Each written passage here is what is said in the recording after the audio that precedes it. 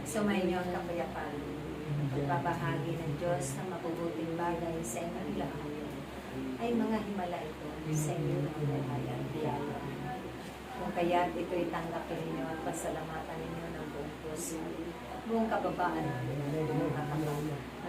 Sa pagod na lilingkod ay hangarin ninyo na mapagtagumpayan ninyo ang inyong mga paghihirap, mga tiisin sa buhay, ang inyong mga pasanan at daladalanin ay tuman ang mga bagay na nararapat ninyo pagsumitapan ng mapagtagumpayan magpakailan.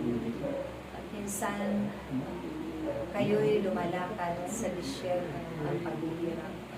Subalit ang lahat ng ito ay buong puso ninyong tanggapin ang laging pasalamatan sa Diyos. Dahil ito man ang magiging daan upang kayo ay ubugin na at sanayin sa mga mabubuting bagay na inyong bibitbitin at ibabahagi sa kapwa at ipapalaganap sa sanlibutan.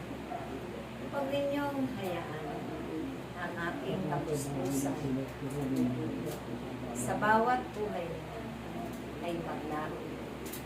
Pagkos masigit na manatili ito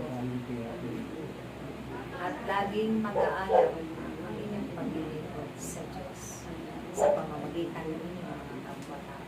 Huwag ninyong hangarin ang mga biyayang ito ay hindi ninyo mapahalagan ang pangailangan.